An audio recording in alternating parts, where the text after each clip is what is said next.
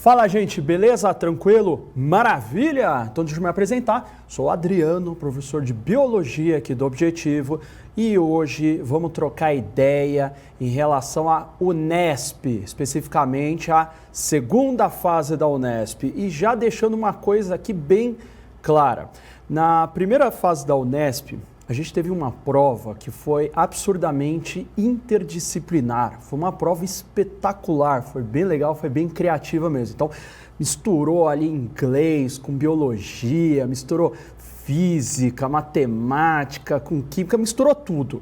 Só que nessa segunda fase, você vai ver que não aconteceu nada disso, né? Então, a gente fala que as questões aqui foram bem secas, ou seja, biologia, só biologia, química, só química e assim por diante, tá? Então, são questões aqui que tratam de temas clássicos, né, que você vai perceber aqui conforme a gente vai trocando ideia ali, e normalmente respostas mais diretas, mas não teve nada de interdisciplinar. Então, vamos lá, vem comigo aqui. Então, vamos pegar a nossa primeira questão aqui, questão de número 13, para já dar sorte, para eu começar bonitinho.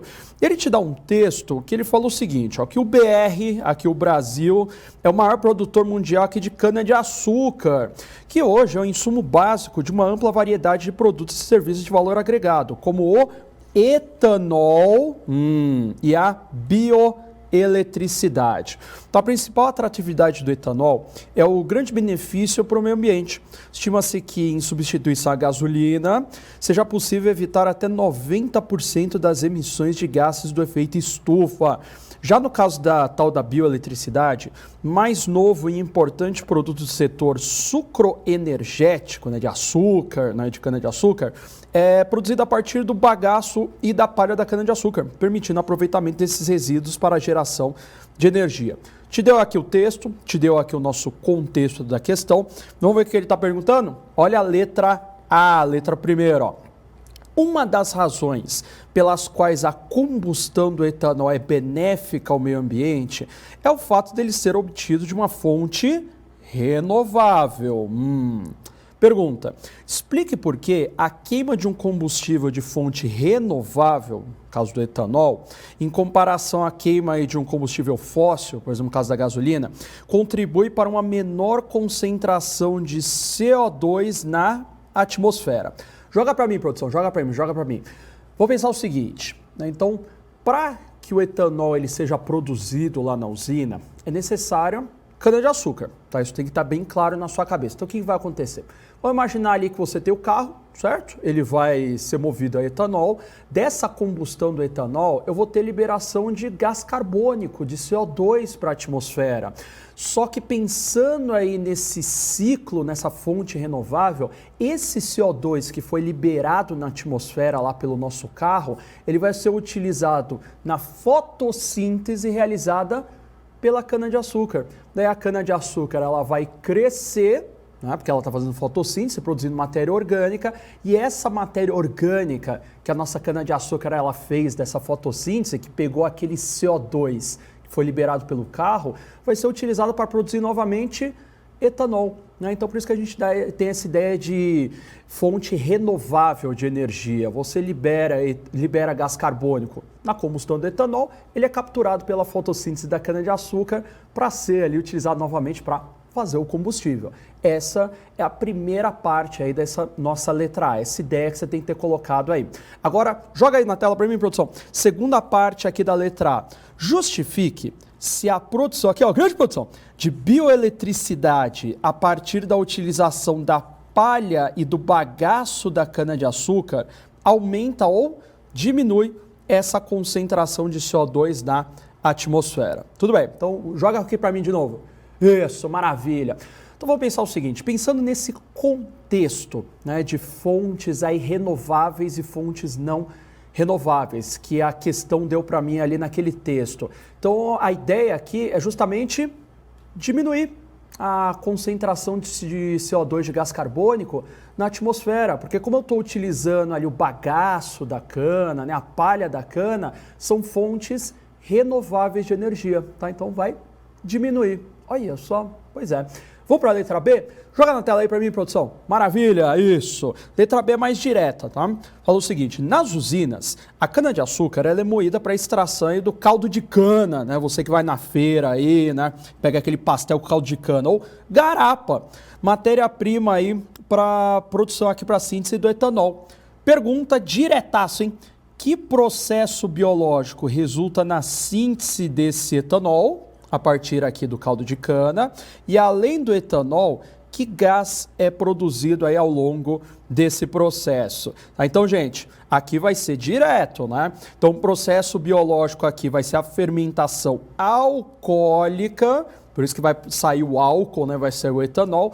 Essa fermentação é feita aí por algumas leveduras, né? Alguns fungos unicelulares, e o gás liberado é o CO2, né? O gás carbônico, na questão direta. Vamos para a próxima? Vamos para a próxima? Então, olha só. Nossa questão aqui de número 14, uma questão legal, uma questão interessante. Ó. Ele fala o seguinte, as figuras de 1 a 3, já aparece a figura aí, tá bom? Apresentam os conjuntos cromossômicos, os cariótipos, de machos aí de 3 espécies de mamíferos. Homo sapiens, essa aí você conhece, né? O canis familiaris, aqui o cão, né, o doguinho aqui, né? Falar cão é engraçado, né? E tem aqui o Felis catus, né, o nosso gatinho bonitinho. Não necessariamente nessa ordem. Já as figuras 4 e 5 apresentam respectivamente os cariótipos aí de macho aí do boi, né, que é Bostaurus, olha esse nome, né? E da Capra hircus, né, que é o bode, um grande bode aqui. Daí, para a elaboração de cariótipos, os cromossomos em metáfase, isso vai ser importante para a nossa resposta. São fotografados e organizados lado a lado, segundo os seus pares de homólogos. É nessa sequência aqui de 1 a 5, os cariótipos estão em escala diferente. Tá aqui o desenho, tá? Já eu volto aqui para esse desenho, para a gente ver aqui como é que vai matar essa questão. Tudo bem? Olhou aí o desenho, maravilha? Agora, olha a letra A. Sabendo-se que o gatinho tem um número cromossômico menor que o do cão, qual o número diploide do Homo sapiens, do Canis familiaris, né, do nosso doguinho, e do nosso gatinho, do Felis catus? Vamos voltar para a figura? Ó, olha aqui comigo, tá? Então, primeiro, a gente tem que olhar para a figura 1, para a figura 2 e para a figura 3. Maravilha. Joga para mim aqui, produção. Uma coisa importante, gente. Você tem que saber, né, qual que é o número diploide da sua espécie. Você é espécie humana, né, gente? Então, você tem que lembrar que nós temos aí 46 cromossomos, né? Então, nós somos aí 2N é igual a 46. Agora, joga na tela o desenho para mim, produção. Maravilha, isso. Ó. Então, se você der uma olhadinha aqui, isso, né? Então, se você der uma olhadinha aqui na figura 1, 2 e 3, aonde que eu vou ter uma figura que eu tenho 46 cromossomos? Figura 2, tá? Então, essa figura 2 aqui representa o seu cariótipo, você, espécie humana, que é 2N igual a 46, né? Então, deixa eu só jogar aqui, já eu volto na figura, tá bom? Ó, então, vamos por partes aqui, ó. Então, o Homo sapiens aqui, tá bom? 2N é igual a 46. Só que ele me deu outra informação importante, ó. Ele falou o seguinte, que o gatinho, ele tem um número cromossômico menor do que o do cão. Volta para a figura. Ó, figura 2 aqui já era, é nossa. Bate o olho na figura 1, tá aqui, e na figura 3. Cara, o gato tem um número cromossômico menor em relação aqui ao cachorrinho. Então, só de bater o olho aqui nessa figura, dá para perceber o que, ó, que a figura 3 aqui tem menos cromossomos em relação à figura 1, né? Então a figura 3 aqui representa o nosso gatinho, tá? Enquanto que a figura 1 representa aqui o nosso doguinho, né? O nosso cachorrinho. E aí, você tem que contar quantos cromossomos você tem aqui nessas duas figuras. Então, vamos para a resposta aqui? Então, respectivamente, ó, o do cachorrinho ali, o Canis familiaris, se você contasse ali naquela figura, teria que ter 78 cromossomos. Aí você coloca, tá? 2N, que é diploide, igual a 78.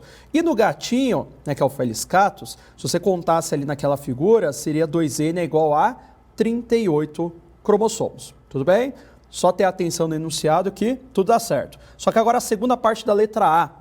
Cite uma característica, tá aqui, ó, evidente nos cariótipos que permite afirmar que os cromossomos apresentados são metafásicos. Então, joga aqui para mim, produção. Maravilha. Então, quando a gente pensa nos cromossomos metafásicos, eles apresentam grau máximo de condensação, ou seja, eles estão muito enrolados, muito enroladinhos mesmo, tá? Só que tem um jeito mais gourmet da gente falar isso daí, grau máximo de condensação cromossômica. Além disso, lembra que eles estão duplicados, né? Então, cada cromossomo vai apresentar 2 cromátides irmãs e fica mais fácil para a gente visualizar e fotografar os cromossomos nesse estágio aí de metáfase, certo?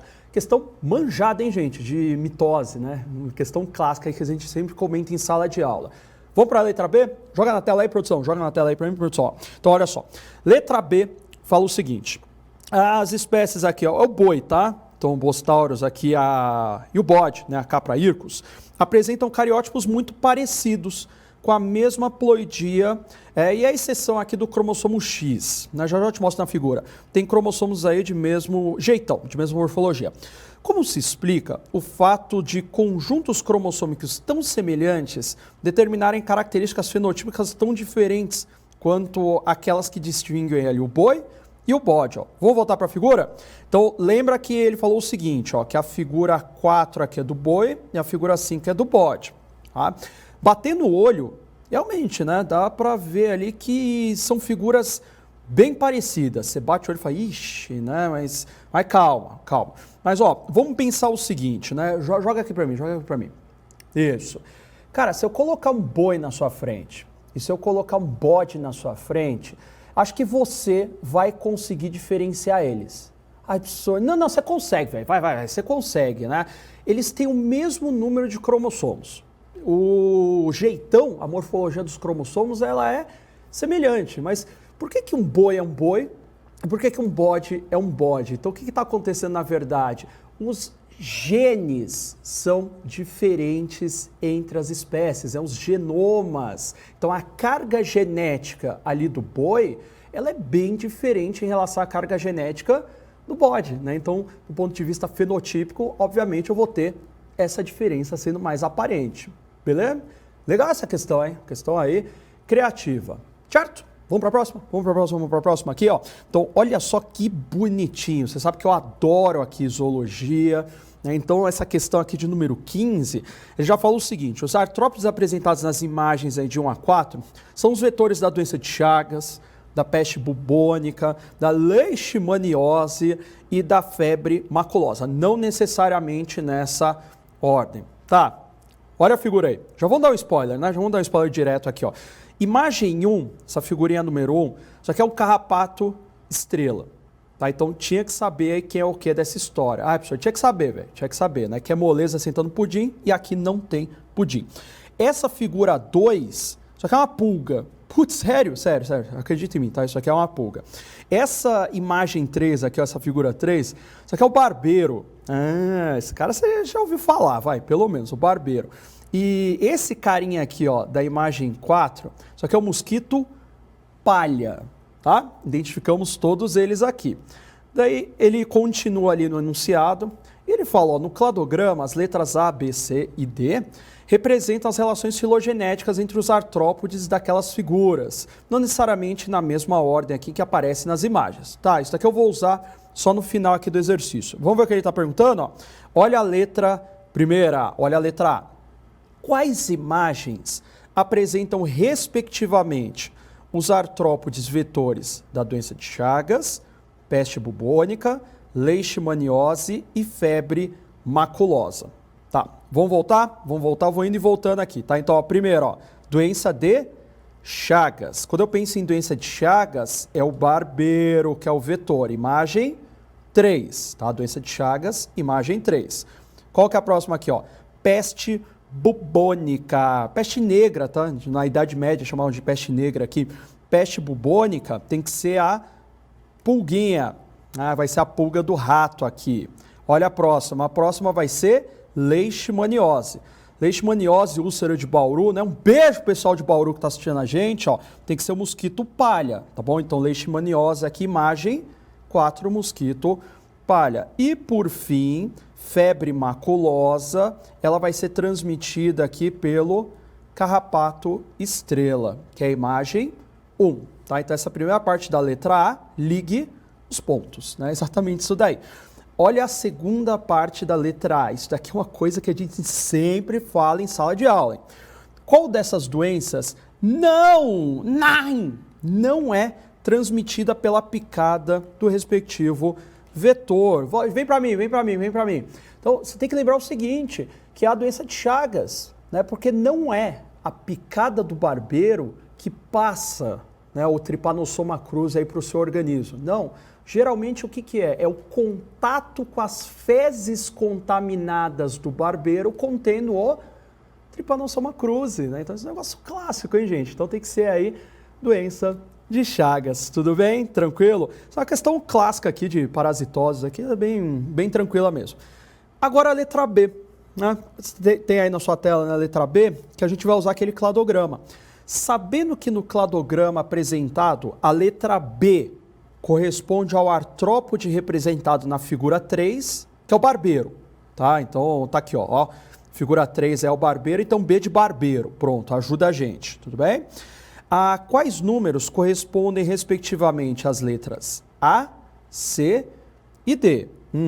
E considerando as classes taxonômicas, às quais pertencem as espécies de artrópodes apresentadas nas imagens, justifique a posição da espécie representada pela letra A no cladograma.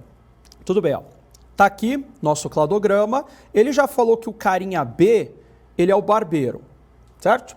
Então, o que a gente observa aqui na análise desse cladograma? Ó? Se eu vou destacar aqui um pontinho vermelho, ó. Tá vendo que tá saindo aí na sua tela? Isso daqui é o ancestral comum de B, C e D. Tá? Então, ó, esse daqui que vai ser o ancestral comum desses 3 caras. Então, B, C e D, eles têm um ancestral comum mais recente. Então, subentende-se que eles são mais próximos do ponto de vista filogenético em relação ao grupo A. Né? O grupo A, ó, o ancestral comum dele está mais distante aqui na nossa escala temporal. Tá? Então, essa é a sacada que você tem que ter nessa leitura desse cladograma. Agora, ó, vamos ver os bichos, porque tem uma coisa que já me chamou muito a atenção. Quando eu penso aqui, ó, no nosso mosquito palha, ele é um inseto. Sem gemer. Quando eu penso aqui no barbeiro, ó, ele é um inseto. Sem gemer, mano. Quando eu penso aqui na pulga, tá aqui, ó, ela é um inseto. Sem gemer. Só que quando eu olho aqui pro aracnídeo, dei um spoiler, né? Quando eu falo pro carrapato, ele vai ser um aracnídeo. Pode gemer agora, vai, pode gemer ali. Então olha só que interessante. Nesse meu grupo de imagens, eu tenho 3 insetos e um aracnídeo. Então voltando aqui pro nosso cladograma, ó, qual o grupo que está mais distante dos demais? É o aracnídeo. Então aqui, esse A é do aracnídeo que vai ser o carrapato. Olha só, o B é um inseto, que é o barbeiro, né? O C aqui, a gente coloca aqui o nosso mosquito palha. E o dado, né, a letra D aqui, a gente coloca a pulga, né, que como a pulga aí já perdeu as asas, né, então é um grupo ali muito mais deslocado, tá bom? Tranquilo? Então o A é o carrapato, né, o B aqui vai ser o barbeiro, o C é o mosquito palha e o dado aqui, então, ele corresponde à nossa pulga, né? Então, a questão interessantíssima aqui de filogenética, né? Um assunto que está acostumando a aparecer bastante aí nos nossos vestibulares. Certo, gente? Tranquilo? Então, vem aqui para mim no close. Então, gente, você viu que foi uma prova aí, foi biologia pura, né? Não teve interdisciplinaridade aqui, não. Direto ali, questões clássicas. Tinha que ter estudado ali bastante, né? Então, por isso que a gente sempre fala em sala de aula, né? Estude, faça os exercícios, veja aqui as nossas resoluções aí que você vai ver que tudo vai dar certo aí nos seus vestibulares. Então, a gente se encontra numa próxima oportunidade. Vou embora! Tchau!